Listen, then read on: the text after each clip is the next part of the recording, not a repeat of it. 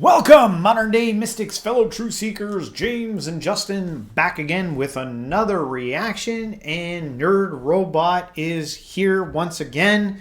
Someone recommended this video. It is Hinduism versus Islam comparison. It is just a comparison. We're not here to debate and to fight each other. And one of the good things about these videos that I like is that we can appreciate the differences that we find within other religions and learn maybe something new about ourselves by seeing something else on the other side. The differences, the similarities. Yeah. Similarities, sure. So for those of you who are going to jump on this one with your comments, before you make your comment, let's make a stay spiritual vow here. Try to do something like, I'm going to try to notice something good in the other faith that, is not my own, and say something nice about it. See if you can do that. Let's see if we can do that instead of fighting, or, let's keep all the fights out of the comments and just see what good we can bring here. All right? All right. Let's get into it.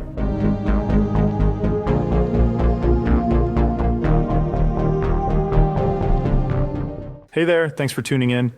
You folks seem to really appreciate that Judaism versus Christianity versus Islam video we did a while back, so I thought, why not explore a bit more? Today we're going to dive into Hinduism versus Islam. This isn't about stirring up debates, it's just an honest comparison using clear and concise infographics to highlight key aspects and differences between the two. As always, I'm just providing the info.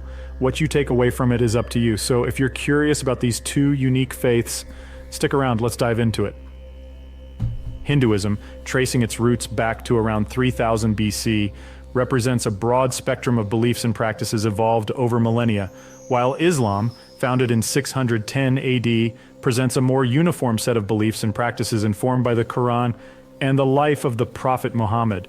The time difference underpins the extensive theological and philosophical complexity found in Hinduism as compared to the comparatively recent but more streamlined structure of Islam.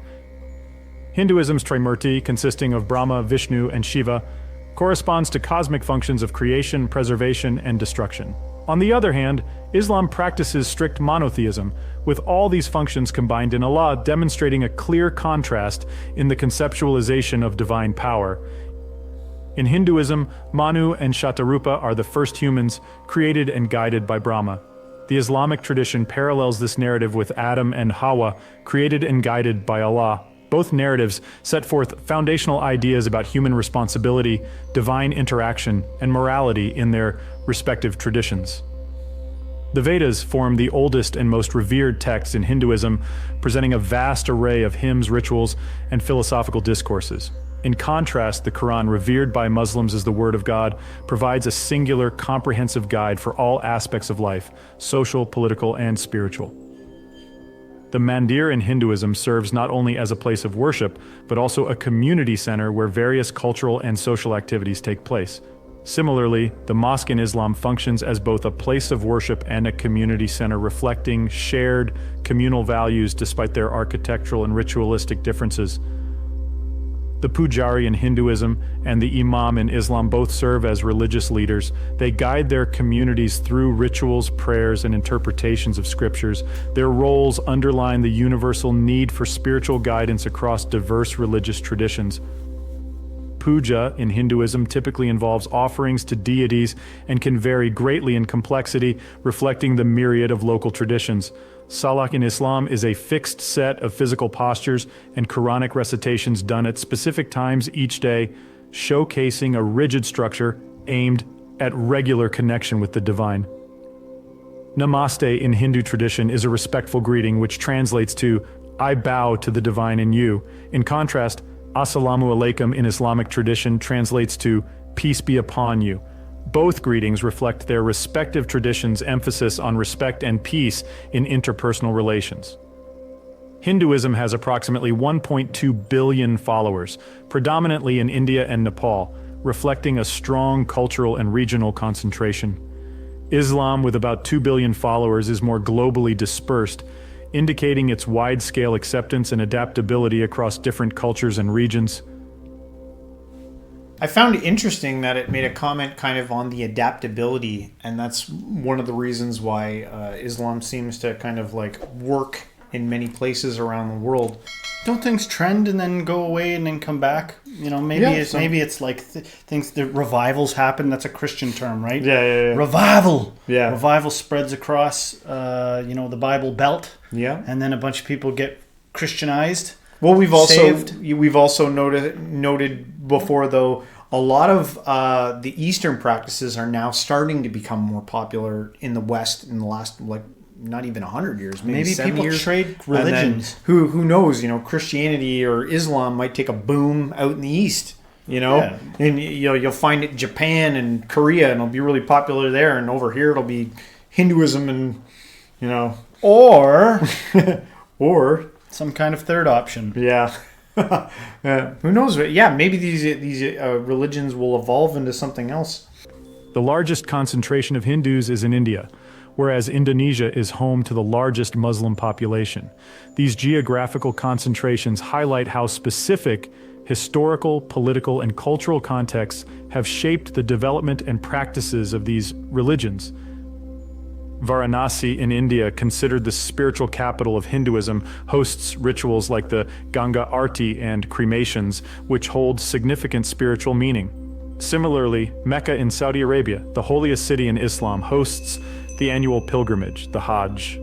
Both cities embody the deep historical, spiritual, and emotional ties of their respective followers.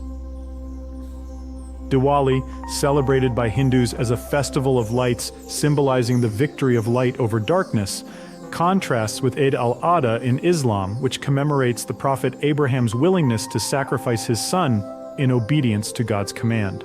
Despite these different underlying themes, both festivals bring joy, unity, and reinforce shared values among their respective communities through acts of charity, communal prayers, feasts, and family gatherings.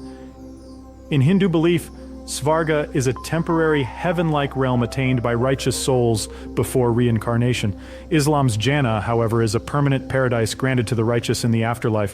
While both concepts encourage ethical living, they represent different views on the soul's ultimate destiny. Naraka, according to Hinduism, is a realm ablaze with red fire, where souls undergo suffering and purification for their sins and are ultimately destined for rebirth. Conversely, Jahannam in Islam is a dark realm, engulfed in black-colored fire, serving as a place of eternal punishment for the wicked. Hinduism describes Rakshasas as powerful demonic beings disrupting cosmic order, somewhat akin to the Islamic concept of shaitan, who are devils leading humans astray. Both symbolize forces of chaos and evil. Ravana, a demon king in Hindu epics, embodies the force of ego and desire, while Iblis in Islam represents defiance and pride. Both characters serve as cautionary figures against straying from righteousness. Bhutas in Hindu mythology, spirits of the dead, and jinn in Islamic belief, supernatural creatures created from smokeless fire, represent entities from unseen worlds, showing shared recognition of a reality beyond human perception. In Hinduism, celestial beings known as devas, who serve the divine order, are often compared to malaika or angels in Islam, both being intermediaries between God and humans. They symbolize the constant cosmic order in both religions, highlighting the belief in a structured universe overseen by divine powers. Vidyadhari, the celestial nymphs of Hinduism, also known as apsaras, are depicted as ethereal beings associated with beauty and nature, often involved in interactions with humans. Their counterparts in Islam, the Huri, are beautiful beings promised to the righteous in the afterlife. These beings symbolize reward and virtue, reflecting each religion's emphasis on righteousness and piety. The legendary creature Garuda in Hinduism is a bird-like deity, often serving as a mount to Lord Vishnu and symbolizing power and nobility. In contrast, Burak from Islamic tradition is a miraculous steed that transported the Prophet Muhammad during his night journey, symbolizing divine intervention and spiritual ascension. Both these beings highlight the recurring theme of divine assistance and spiritual journeying in both religions. King Ashoka It's like a Pegasus with a human head on it, that one. But wow, there's a ton of similarities within these religions, which is wild because I read the comments and I see a lot of the fights. I know the biggest one that's going to come right out of the right out of the gate is going to be the monotheism versus polytheism aspect of this. That usually seems to be one of the biggest contentions between Islam and Hinduism. And my trouble with that, the thing that I don't understand with the bout there is that Hindus also believe that even though it's like polytheistic, it's not polytheistic because they believe it all comes from Brahma or the infinite source, which is like the oneness. It is a oneness of God. So I don't know. I wonder if maybe, in the future that both real religions might be able to move beyond that. I drew a picture one time that looked like that thing with a head and wings. A little bit like that. A while back. Imagine how hard it would be to stop living in a way if you were like, take a fish out of the ocean and throw it on land. It's going to suffocate in the air. It's like, to live, it needs to like breathe through all this water that's everywhere. What the F are you talking about, man? Yeah, there's similarities. We could go on and on about the similarities we've seen over the years, and even beyond technical similarities. It's like, y'all believe in something. Yeah. You believe. Yeah. And we come from a place where people believe another thing. We're from, small town or whatever, and my whole life there's been little churches, Christian believing hard. Yeah. Believing hard as blood, sweat, and tears and believes-ins. Yeah. And then every now and then you come across somebody that you thought was this pillar of faith, and they're like, it's just kind of stories. Yeah. You're utterly shocked. Yeah. I've had a story like that where someone that I knew quite closely, I was shocked when they told me that. Right. They'd been a devotee their entire life. And they were like, really, it's just stories in a book. Right. I was there. That's what I'm referring to. Yeah. But neither here nor there. Yeah. That's what's important to me. And I hate to sidetrack this stuff too much. And we'll get back on track. We'll get back to just doing this. I just wanted to say that I hope that you're able, wherever you are, you're not in a prison system where you kind of have to believe this stuff or you're screwed. You'd be alienated and rejected and kicked out of your society. But you might want to ask yourself, maybe it's worth it to be kicked right out of my entire society if I have to believe something that no longer fits my model of reality. How does any of this stuff weigh against your direct experience? Yeah. And if you are like, there's not a moment of the day that I'm not seeing Pegasuses and fairies and, this, that, and the other, or whatever your argument is, then fine. Go on your merry way. Yeah. But if you are like, seizing your brain trying to analyze this stuff, trying to compare things, you can always just let it go. Yeah. And if the people that surround you don't let you let it go, then you got to ask yourself what's most important. That's it. Yeah. No, I feel you. I've had some struggles with that. There are times where I believed wild things just because I was told that was how it was and that was what you should believe. And it always bugged me. It actually made me feel depressed inside because it was like I was going along with certain narratives that weren't lining up with reality. And I'd be like longing for, a 10-headed beast to rise out of the ocean and show itself. Oh yeah, because it would get dramatized. It would show you movies where Moses comes back and his hair's gray and there was a transformation. You'd be like, I want that. Yeah. I want God to work him. I remember going to conferences, worship ceremonies, and putting my hands up ready to receive the thing. Yeah. Only to be told that you're a sin slug for wanting a miracle. Yeah. And then you meet somebody that has gone through a really harrowing thing that puts every struggle you've had to shame. And they're like, yeah, Jesus showed up to me. Yeah. But what did they have to go through first? Nightmares that haven't been through. Yeah. And so maybe I don't want to judge. I don't want to speak on anyone. I'm just saying to the person out there that's kind of like, for some reason, wants to hear this, maybe it's time to be bold and be like, you know what, I'm just going to set all this stuff aside. And I'm trying to highlight how hard it would be. Yeah. Some of the stuff we do seems ridiculous. Some of the things that even in any culture, religion aside, that we do, if you just get objective about it for a second, it's like, this is silly. Our traditions and customs, no matter what it is, what are they? It doesn't even have to be religion. It can be... doesn't even have to be religion. Yeah, it can be the work, the system, social structures, everything that we're doing. And if you say, I'm going to step aside from that and connect with my direct experience here and just connect with what is actually true, and you're criticized for that, or that's dangerous for you, well then, maybe there's some work to be done here. Yeah. Maybe we ought to get down to business. Spiritual journeying in both religions. King Ashoka, remembered for his rule of righteousness in Hindu history, mirrors the esteem for Sultan Mehmed II in Islamic history, known for his strategic conquest of Constantinople. Both rulers left lasting impacts on their civilizations, embodying the ideal of just and powerful leadership in both cultures. Baji Rao I, recognized as a remarkable military leader in Hindu history, and Khalid bin al-Walid, revered as a military genius in Islamic history, both showcase the heroic ideals of their respective traditions. Their exploits serve as historical touchstones for the martial virtues of bravery and strategic intelligence in both religions. Aryabhata, a renowned Hindu mathematician and astronomer, made significant scientific contributions, including approximations of pi. In contrast, Al-Khwarizmi, a Persian scholar in the Islamic world, is known as the father of algebra, showcasing major contributions to the field of mathematics from both cultures. The mango, used in Hindu rituals and symbolism as a sign of prosperity and love, contrasts with dates in Islamic tradition, a fruit of great significance, particularly during Ramadan, marking the breaking of fast. Many Hindus abstain from eating beef out of reverence for cows, while Muslims avoid pork due to dietary laws, reflecting how religious beliefs shape dietary practices in each culture.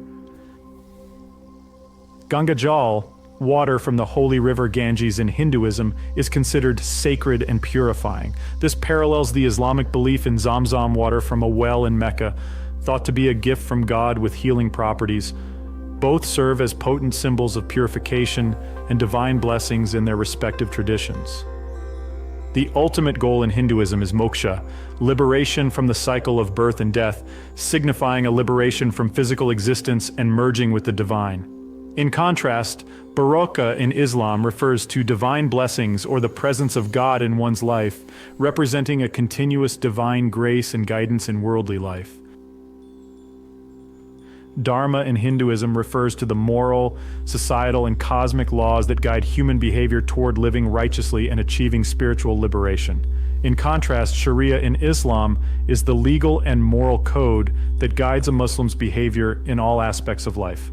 Although both deal with moral and ethical living, Dharma has a broader cosmic perspective, whereas Sharia provides detailed guidance on daily living.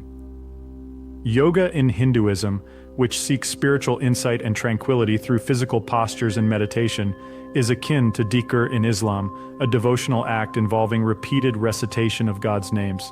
Both practices offer a path to spiritual concentration and connection with the divine, reflecting a shared emphasis on personal spiritual discipline. Akamana in Hinduism is a ritual cleansing process involving sipping water with mantras, symbolizing spiritual and physical purity. This parallels wudu in Islam, a purification ritual involving washing specific parts of the body before prayer, both rituals emphasizing the importance of purity in worship. Dana, the act of giving in Hinduism, reflects the principle of generosity and selflessness. Similarly, Zakat in Islam, a form of obligatory charity, embodies the principles of social responsibility and aid to the less fortunate, reflecting shared values of compassion and community support. Hindu tradition favors cremation, a ritual seen as a key part of the journey of the soul, reflecting a cycle of birth, death, and rebirth. On the other hand, Islamic practices advocate for burial, aligning with the faith's emphasis on dignity and respect for the deceased. These rites showcase how each religion distinctively honors and remembers the departed. You were giggling a little bit at the burial thing there. What was that about? Oh, just, I don't know. Too hard to explain. I was thinking about, I don't know. If you had not that it matters, But if you had to choose, would you rather be buried or cremated? When I'm dead? Yeah. Not like it matters, but I don't know. I suppose it... I want to be shot out into space. No. I was like... How about maybe you win one? The aliens find you and revive you, and you're like, no, put me back. I was in heaven. Although it might be saving if you're in hell, but... I don't know. I suppose that everything would depend. Yeah. You know, it would depend on if your consciousness is aware. You know, what's worse? Like, if your consciousness is in there, you go, that sounds like a nightmare. You're locked in a body, but your consciousness is alive. Burn me as quick as possible so that my consciousness is released. And it's like, but you're conscious, so you're going to feel all that burning. What if you're having a good time locked in? What if your brain's exploding with DMT and you're traveling through heaven and then they burn you and it ends quick? Yeah. So I don't freaking know. Refer maybe to Sadhguru. He talks a little bit about what you ought to do with a dead body. I found it a little bit frightening, the idea of what can happen after death. You know, in my experience, looking at dead people, they're dead. Yeah. Other than like the odd eerie stillness of them, you kind of half expect them to get up. Yeah. But when you look, I've looked really hard at dead people before, and they're inanimate. Yeah, and. You know, even coming up to this next part about what happens after death, I'm like, I don't know. Why can you not? Who is it that wants to live forever? Why can't you die? The ego and be dead. It's the ego that wants to live forever. Yeah, it's the ego that even wants to live forever, or wants there to be some memorandum about them. Yeah, you know, after they're dead. I don't know, but I don't know, so let's just keep learning, I guess. And remembers the departed. In Hinduism, believes in reincarnation, the soul's journey through successive lives, in contrast with Islam's belief in resurrection, where each individual will be brought back to life for the final judgment. This concludes our comparison of Hinduism and Islam. It's our sincere hope that this video can serve as an enlightening bridge, enabling followers of both faiths to deepen their mutual understanding and thereby fostering an environment of greater respect and harmony. As we navigate the complexities of our world today, the call for more peace and less animosity is more crucial than ever. Thank you for joining us in this exploration, and don't forget to stay tuned for more insightful content in the future. I like that the narrator at the end was like reinforcing the idea of like bridging gaps and reducing animosity and kind of building a bridge of peace, because I get the sense that there's some tension within Hinduism and Islam due to history and wars and things that have gone on. Either way, it is wonderful to bridge gaps and have peace and understanding. That's good. But I just wanted to say that what if after death, the only thing that really goes away is like this most superficial of things, like the personality things? Is that...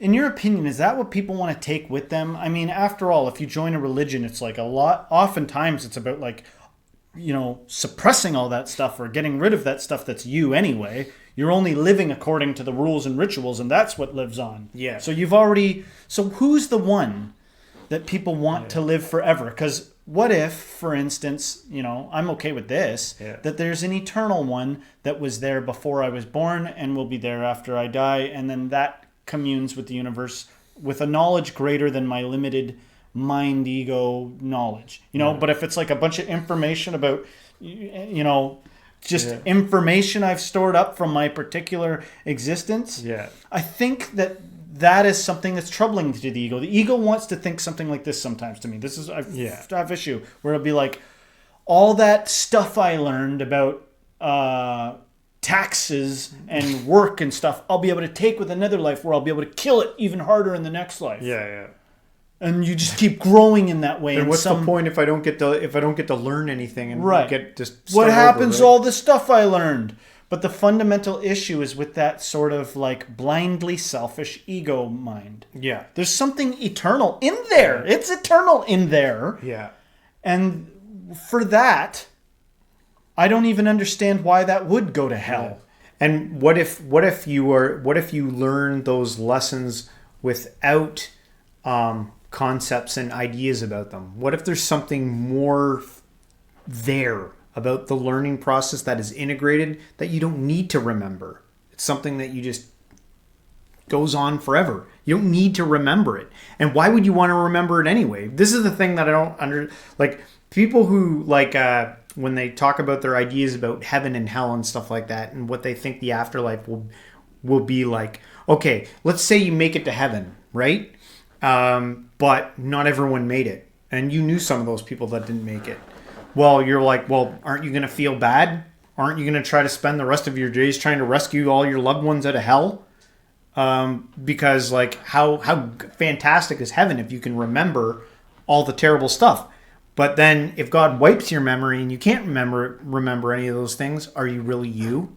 Are you the same person that entered there? How could you actually even embody all the lessons and all the things if all the pain and the suffering has been removed? Right. So, like, what is going on there? There's like either way. I feel like you're not. I just feel like people don't think it all the way through. The purification process that may be being pointed to with the burning away in hell. Yeah. What if that purification process is only the character detritus stuck to you? You know what I mean? Like the like weird proclivities and the peculiar ways of being. Yeah. And what if instead of projecting some heaven in the future, you take seriously the present?